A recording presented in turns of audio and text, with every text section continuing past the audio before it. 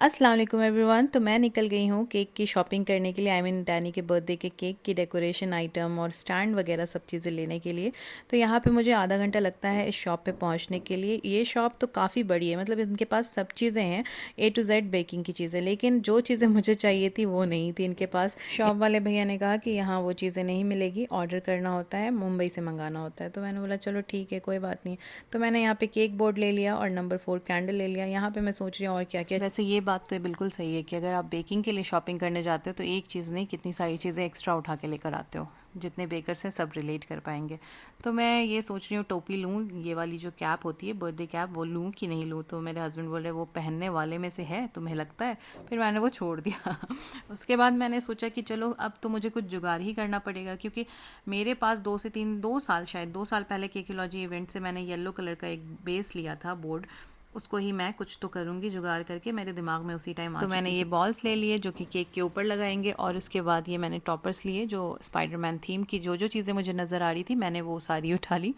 और इसके बाद यहाँ पे देखा मैंने कि इतनी बड़ी शॉप है और इनके पास ये सारी चीज़ें, तो उन्होंने बोला कि मैम इसकी डिमांड नहीं आती है। सही बात है, उनको नहीं आएगी डिमांड तो वो क्यों लेंगे। फिर भी मैंने हार नहीं मानी, मैंने पूरी शॉप को अच्छे से छान मारा कि कुछ ना कुछ अगर मुझे वैसा मिल जाता है तो मैं कुछ ना कुछ और अच्छा उसमें ऐड ऑन कर लूँगी। लेकिन खैर कुछ चीज़ें नहीं मिली तो क्या हो गया, घर में कुछ चीज़ें हैं रखी हुई, वही निकालूंगी, उसी से बना लूँगी। ये दिखे मुझे सुपर हीरोज़, बट इनका कोई काम नहीं था तो मैंने नहीं लिया। बाकी कटआउट्स मैंने पूछा उनके पास आपके पास प्रिंट मिल जाएगा, तो उन्होंने बोला कि नहीं, प्रिंट के लिए आपको अन्ना नगर जाना पड़ेगा। अब मैं थी मोगा पेर में, और अन्ना नगर जाने के लिए मुझे वहाँ से मुझे पता नहीं कम से कम आधा पौन घंटा तो लग ही जाता, क्योंकि शाम का वक्त था।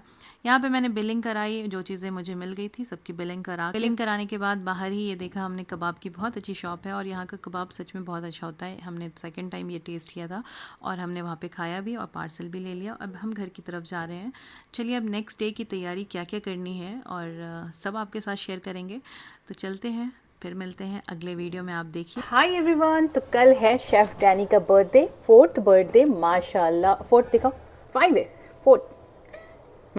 कौन सा केक चाहिए? Slime cake. और फ्लेवर? Strawberry flavor. हाँ, मम्मा कुछ तो अच्छा केक बनाए।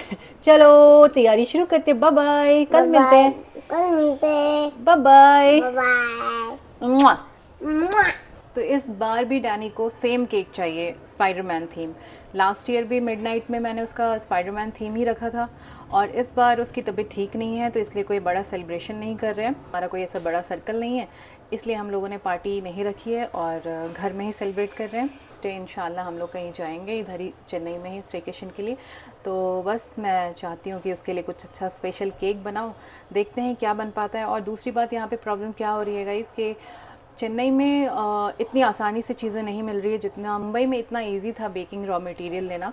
मेरे घर के पास में ही 4 से 5 स्टोर थे और मुझे जाने की भी ज़रूरत नहीं होती थी, कॉल कर देती थी तो वो डिलीवरी करा देते थे, चाहे मैं स्विगी कर लेती थी जिन्हें, या फिर वो शॉप वाले भैया भिजवा देते थे। लेट्स सी क्या बन के आता है।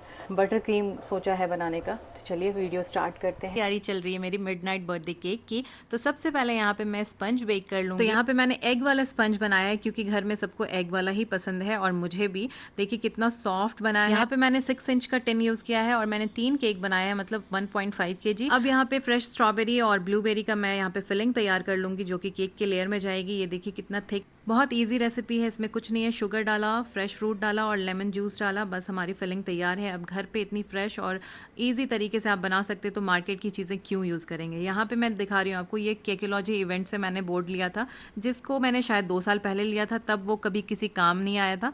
आज मुझे इसकी ज़रूरत पड़ी है क्योंकि मैं आज बहुत जुगाड़ लगा के केक बना रही हूँ। एंटी ग्रेविटी केक के लिए अब तो बहुत सारे स्टैंड मिलते हैं और मैं जहाँ पे रहती हूँ वहाँ पे ये सारी चीज़ें मुझे नहीं मिली, और शॉप वाले भैया ने बोला मैडम ये तो आपको बॉम्बे में मिलेगा या बॉम्बे से मंगाना पड़ेगा। ये सुनकर मुझे बॉम्बे की बहुत याद आई। आई मिस माई बॉम्बे, बहुत ज़्यादा याद आई। और इतने कम टाइम में मैं ऑर्डर भी नहीं कर सकती थी क्योंकि डैनी की लास्ट मिनट डिमांड थी कि मम्मा ऐसा केक बनाना नीचे स्पाइडरमैन हो और ऊपर मेरा केक हो।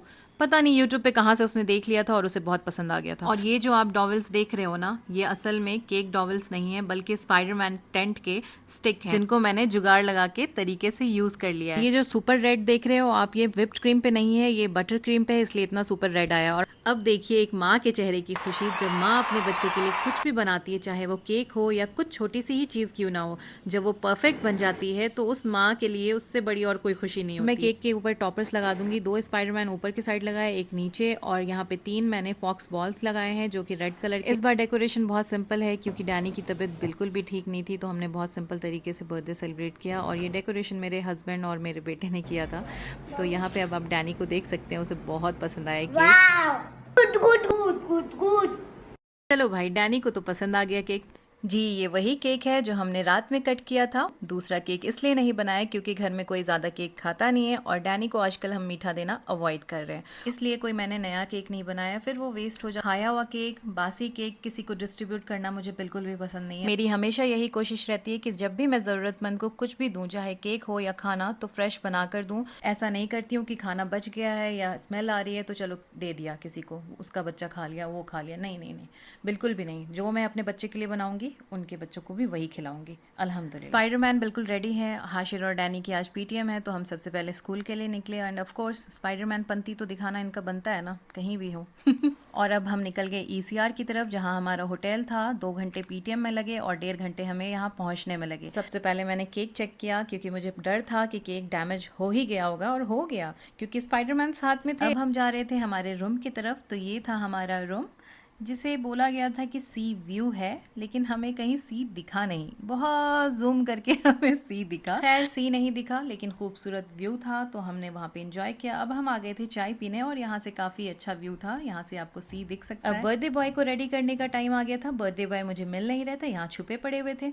बिना एनर्जी ख़त्म किए माँ का कैसे हो सकता है काम, है ना। फिर हम आ गए केक कटिंग के लिए और होटल वालों ने बहुत प्यारा सेटअप किया हुआ था, बहुत प्यारा डेकोर किया हुआ था टेबल को।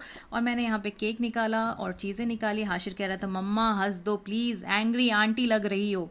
मैंने कहा अब तुमको क्या बताएं, 2 बेटे की अम्मा की थकान क्या होती है बबुआ। ये रहा हमारा केक रेडी। रात में एक बटर क्रीम की फ्रॉस्टिंग थी, अभी मैंने व्हिप्ड क्रीम की फ्रॉस्टिंग की थी। इस पे टॉपर्स लगा दिए और जिसका डर था वही हुआ। डैनी का मूड बदला और उन्होंने बोल दिया मैं केक नहीं कट करूंगा। और फिर हमने डिनर एंजॉय किया। डिनर एंजॉय किया। बिहाइंड द सीन तो आपको पता ही नहीं कि स्पाइडरमैन ने क्या कारस्तानी। नेक्स्ट डे सुबह का ये वीडियो है और मौसम बहुत अच्छा हो रहा था क्योंकि रात में बारिश हुई थी, इस वजह से मौसम काफ़ी अच्छा हो रखा था। चेन्नई दोपहर में जितनी ज़्यादा गर्मी होती है लेकिन सुबह और शाम में बहुत अच्छा मौसम हो जाता है, बहुत अच्छी तेज़ हवा चलती है यहाँ पर। तो उसके बाद हम आ गए थे ब्रेकफास्ट के लिए और डैनी साहब कह रहे थे कि मम्मा मेरा बर्थडे एक बार और मना लो, मैं केक अच्छे से कट करूँगा। मैंने बोला अच्छा। ब्रेकफास्ट के बाद हम बीच पे गए और पानी बिल्कुल भी साफ़ नहीं था तो हम लोग पानी में नहीं गए। ये वाली क्लिप एक दिन पहले की है। बहुत सारी बोट लगी हुई थी वहाँ पे, तो हमने सोचा चलो वीडियो शीडियो बना लिया जाए, मौका क्यों छोड़ा जाए। वैसे बहुत साफ़ नहीं था बट फिर भी ठीक है, बना लिया। कैसा लगा ब्लॉग आपको कमेंट सेक्शन में ज़रूर बताना, और पसंद आए तो लाइक शेयर एंड सब्सक्राइब ज़रूर कर देना। फिर मिलते हैं नेक्स्ट वीडियो में, तब तक के लिए अल्लाह हाफिज़।